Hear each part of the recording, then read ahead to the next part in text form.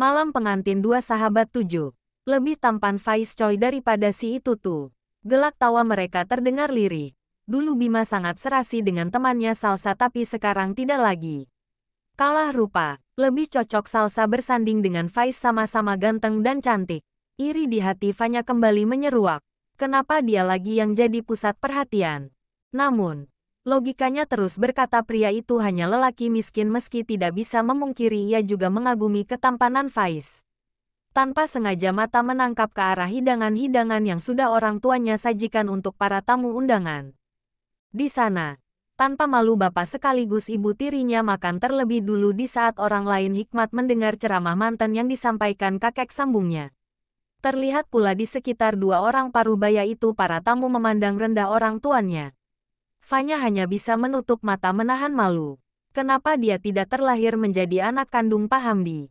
Biar adiknya saja jadi anak bapaknya. Kenapa dunia ini seperti tidak adil kepadanya? Selalu Salsa. Salsa saja yang beruntung. Acara pernikahan mereka telah usai. Semuanya berjalan lancar seperti yang diharapkan.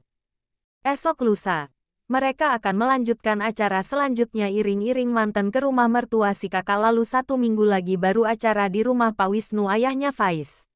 Para mantan istirahat di kamarnya masing-masing setelah mereka membersihkan diri dan juga menunaikan salat zuhur. Faiz tertawa mendekati sahabatnya yang masih saja merajuk kini sudah berganti baju. Pakai masker, topi juga. Titahnya seraya menunjuk ke arah meja rias. Masih saja enggan memandang. Pengantin pria menuruti semua ucapan si istri yang terdengar absurd. Setelah memakai baru ikut duduk di pinggiran kasur. Sudah, Salsa melirik dengan muka masih saja ditekuk. Kemudian, menggandeng teman karibnya itu keluar kamar tapi Faiz menarik kembali tangannya hendak merapikan pakaian yang sudah rapi. Mereka berdua bergabung dengan keluarga lain di depan televisi yang sedang bercengkerama. Aris tertawa melihat penampilan iparnya kembali memakai masker di cuaca yang panas ini. Masih saja pakai masker, Faiz menunjuk tersangkanya dengan dagu memberitahu ini semua ulah adik Aris sendiri. Mertuanya tersenyum menanggapi kelakuan anak perawan beliau tapi beliau memaklumi. Jangankan putrinya beliau saja dibuatnya syok. Enak, putri salju ini buatan siapa? Puji Salsa seraya membagi juga untuk Faiz meminta ikut mencoba. Faiz menyambut baik uluran tangan itu. Ia mangut-mangut ikut mengakui putri salju tersebut benaran enak.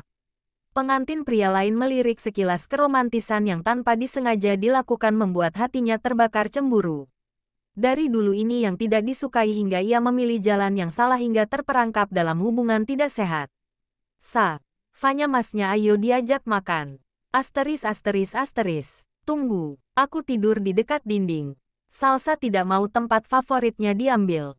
Dia minta sahabatnya saja yang tidur di pinggir. Faiz yang hendak menaiki kasur mengangkat bahu membiarkan istrinya memilih dulu apa yang dimau. Kalau dia terserah saja yang penting ada kipas dan selimut tebal. Dia menengok ke belakang memastikan Salsa sudah terlelap baru melepas topi serta masker. Dipakaikan selimut tipis yang tersusun rapi di bawah kaki untuk menyelimuti wanitanya yang sudah terlelap memeluk guling. Baru terpasang. Kaki Salsa mendorong-dorong selimut kain itu agar tidak mengusik tidurnya. Diselimuti lagi kakinya saja supaya tidak kedinginan dan sekali lagi ditendang.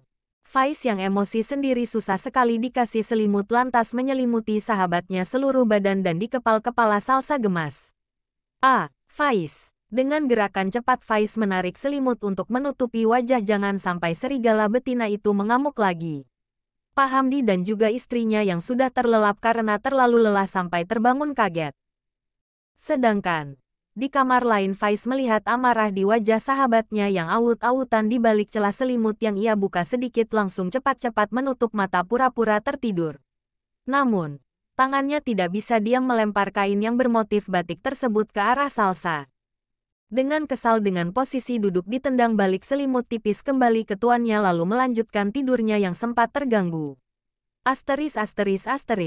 Hari ini, keluarga besar dan beberapa rekan Pak Hamdi iring-iring pengantin ke rumah mempelai laki-laki dari pihak si kakak. Fanya terlihat bahagia akhirnya menjadi bagian keluarga dari dosennya yang selama ini selalu jadi impian beberapa temannya.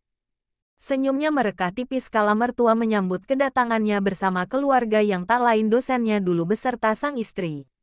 Ada kebanggaan di dalam hati mendapati rumah mertua terlihat besar dan lebih modern daripada kediaman ayah sambungnya. Jadi, bisa dipasti suaminya lebih kaya dibanding suami adiknya walaupun masalah wajah Bima kalah jauh. Tanpa ia tahu masih ada kejutan yang menanti setelah ini yang mampu merubah semua nilai dan jalan berpikirnya.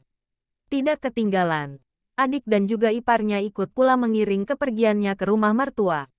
Begitu pula nanti, dia akan ikut serta mengantar adiknya ke kediaman orang tua Faiz. Rencana setelah 5 hari di rumah mertua ia akan kembali lagi ke rumah ayahnya. Acara digelar sama mewahnya seperti kala di rumah orang tuanya tapi suaminya sama sekali belum menegur, tidak berbicara jika tidak ditanya. Beruntungnya, ia mempunyai mertua yang baik memaklumi jika menantunya masih malu jadi apapun kebutuhan disediakan di kamar. Saat membutuhkan sesuatu tidak lagi menunggu ajakan Bima ataupun mencari sendiri keluar kamar.